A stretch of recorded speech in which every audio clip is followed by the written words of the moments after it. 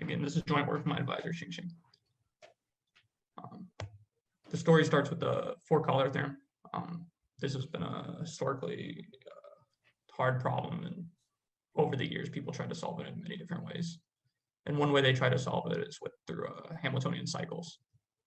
So a cycle G is Hamiltonian if it contains every vertex of a graph. And you can argue that if a planar graph has a Hamiltonian cycle, then it's phase four-colorable. To see this, a Hamiltonian cycle partitions the faces in terms of interior faces and exterior faces. And you can argue that the interior faces can be colored in two colors and the exterior faces can be colored in two colors. Together would make it four coloring. So this led Tate a long time ago in 1884 to conjecture that three connected planar cubic graphs have a Hamiltonian cycle. The intuition behind this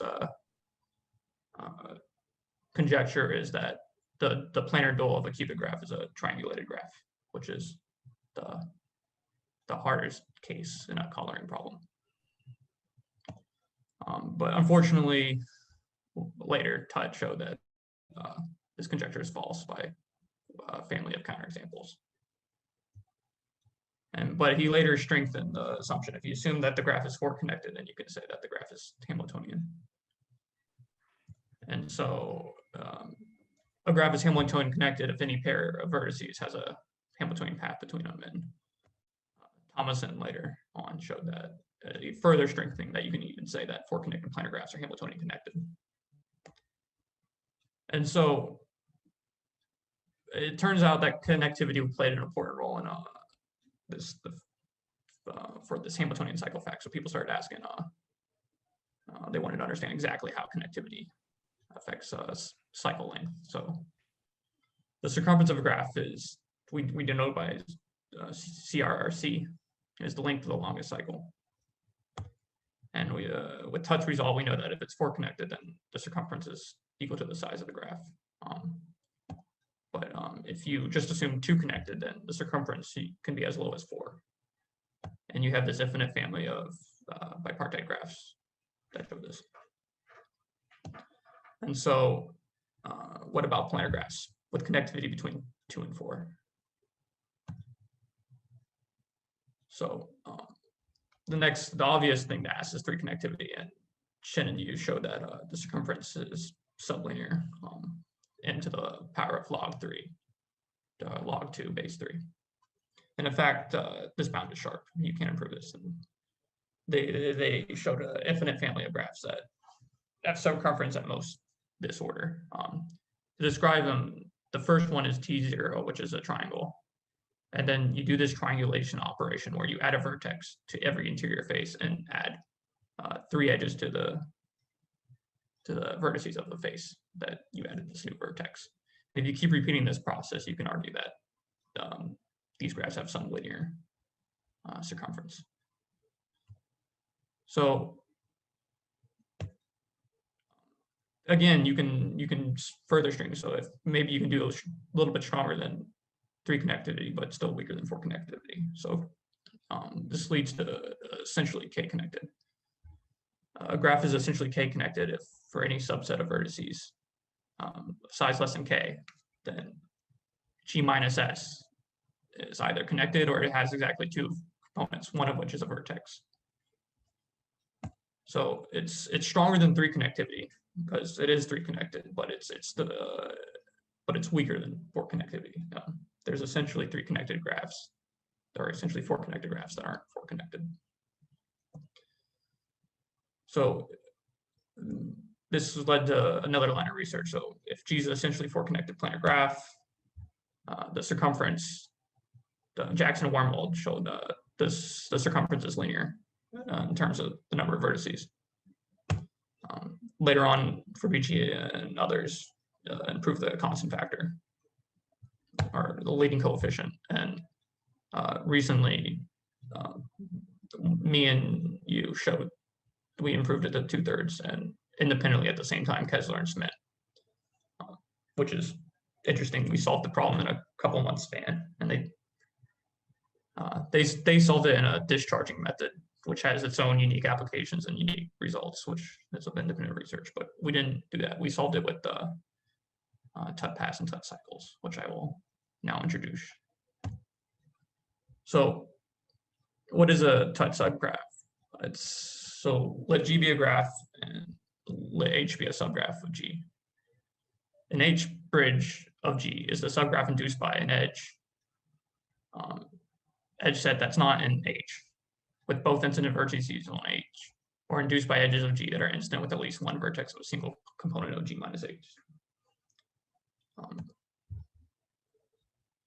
And then an H bridge has attachments, and these are the vertices that it has in common with G. And we say that a subgraph of H is a tut subgraph if every H bridge has at most 3 attachments. So to help illustrate these examples, I drew a graph here. The black edges will induce a tut subgraph, which I will argue. And the remaining edges, the blue edges, induce tut bridges. And where I colored their attachment vertices in red. Notice that a bridge can be trivial. It could just be an edge by itself, or it's non-trivial. It has vertices, but it also has at most 3 attachments with the cycle. And if that's the case, if every bridge has at most 3 attachments, then we say it's a tut subgraph, or in this case, a tut cycle. So Tutt and Thomason's proofs found tut cycles and paths in 2 connected planar graphs. This is the core of their result. And an application of that is if G is 4 connected and sufficiently big, at least 4 vertices, and H is a tut subgraph, all H bridges must be edges, because as you can see with these non-trivial tut bridges in the picture, that the red vertices induce a vertex cut. So if the graph is 4 connected, every bridge must be trivial.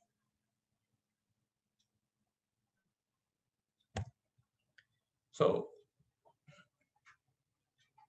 this led to an idea is how can we use this result to get a nice circumference bound for essentially 4 connected graphs? Well, if we know that every tut bridge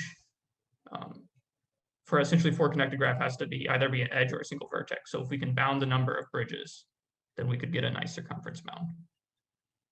And this is the idea here. This leads to a quantitative tut result, where not only do we find a tut cycle, but we also bound the number of bridges.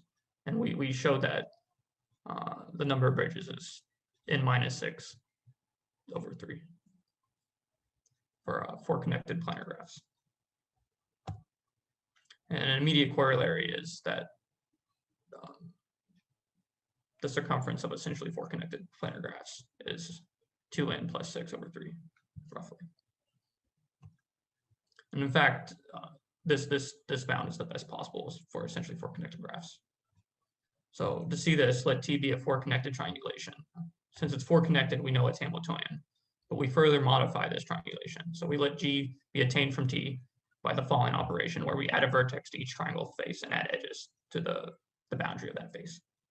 This is the same operation we saw for the iterated triangulation. It can be argued that G is essentially 4 connected, and the circumference of G is at most 2n plus 8 over 3. And these 2 bounds, we got this lower bound and this upper bound from this construction agree for an infinite number of n. So we know that you can't improve this bound in any significant way. What did we do? I mean, the proof follows the framework of Thomason's tut path result. The basic idea is you let G be an internally 3 connected planar graph. You first find a tut path on a smaller incident of the graph, so it's an induction-based argument. And then you have to extend this path PH to a tut path P of the entire graph. But the problem in here is, but you have to be very careful with the counting for things to work out. And I'll help illustrate like some things you would have to worry about. So if you look at one of our papers now on these tut path results, you get a scary looking theorem that looks like this. So you let G be an eternally 3 connected planar graph with the vertex at least 3 vertices, with the outer cycle C, such that you have 2 vertices, two distinct vertices, U and V on the outer cycle, and an edge on the outer cycle. then G has a type path P between U and V such that E's part of the path.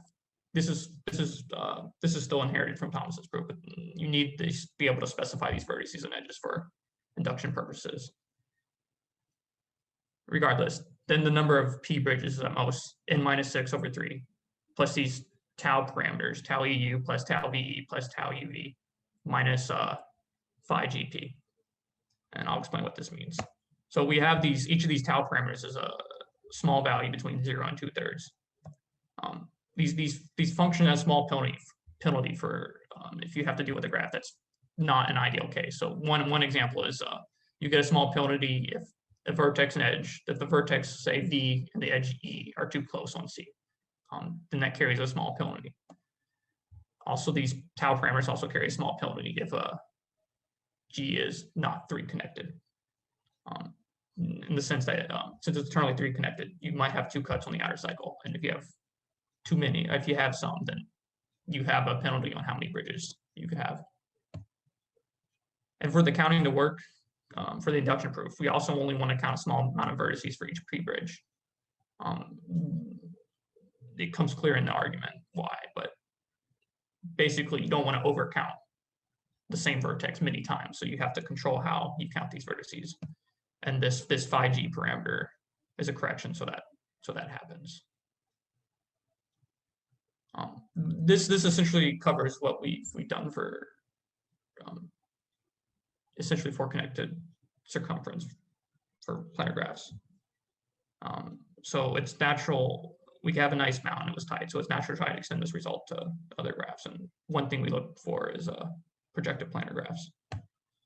A graph is a projective planar graph if it can be embedded into the projective plane.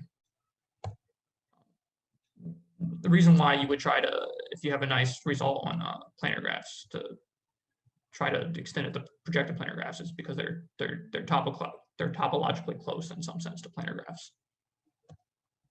And so this in the past has led to research to find type paths in projective planar graphs. Thomas and Yu, 94, showed that 4 connected projective planar graphs are Hamiltonian. They have a Hamiltonian cycle. This is later strengthened by Kirabashi and Ozeki for that 4 connected projective planar graphs are in fact Hamiltonian connected. Again, this mirrors planar graphs, which is nice. And we had a goal to get a good circumference bound for essentially 4 connected projective planar graphs. In the same way we did for planar graphs is to get a quantitative type result. This is essentially what we set out to do.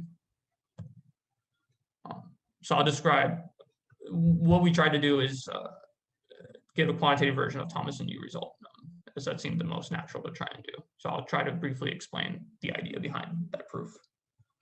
So if you let F be a face of a graph embedded in a surface, sigma, the closed curve in sigma is non-homotopic if it's homotopic to the constant map.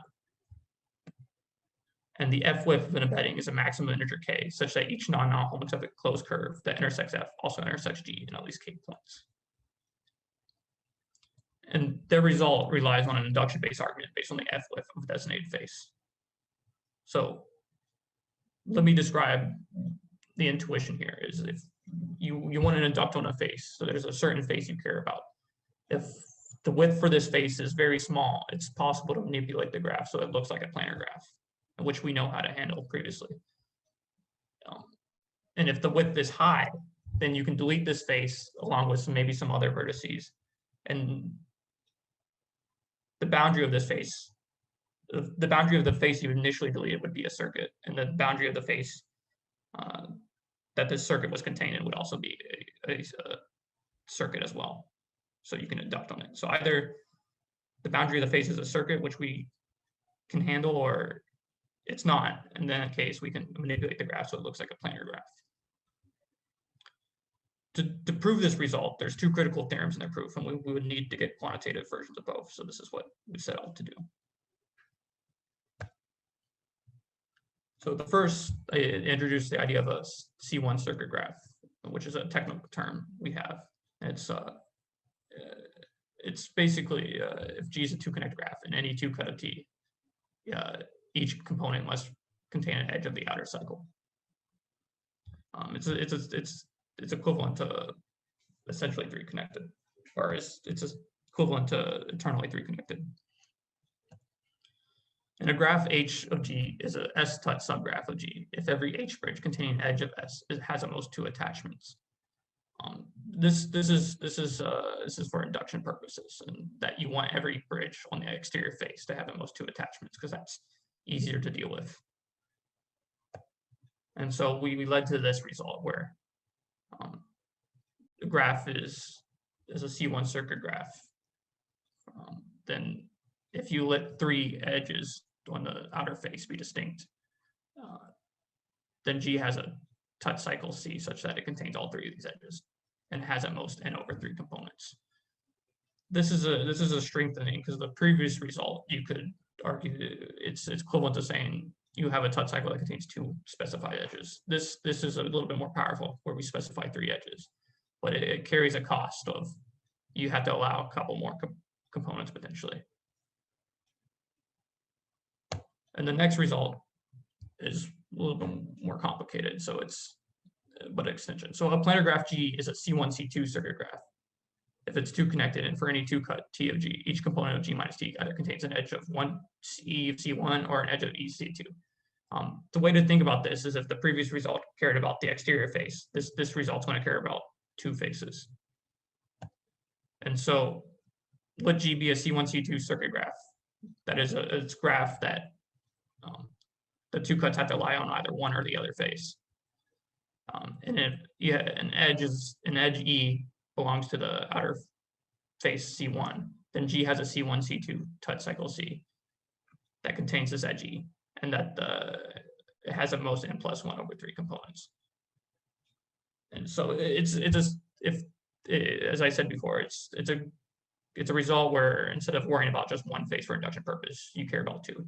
And to help motivate this is in the case where you have a projective planar graph with low face width, you can manipulate the graph so it's a planar graph, but the face you cared about might become 2 faces.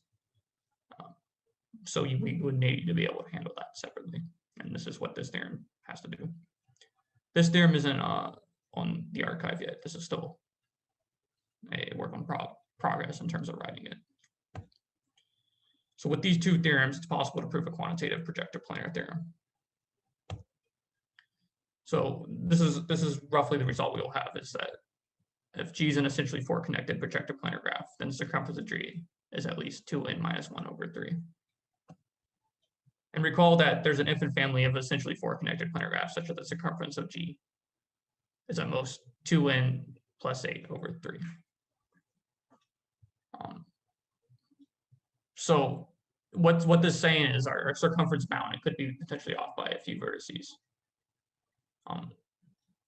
But I think we can find an infinite family of essentially 4 connected projective planar graphs where it has a circumference strictly worse than the planar case. So it might be closer to optimal than we think. And thus our proposed bound is possibly a few vertices away from being optimal. Right. And so that's everything I got. So thank you.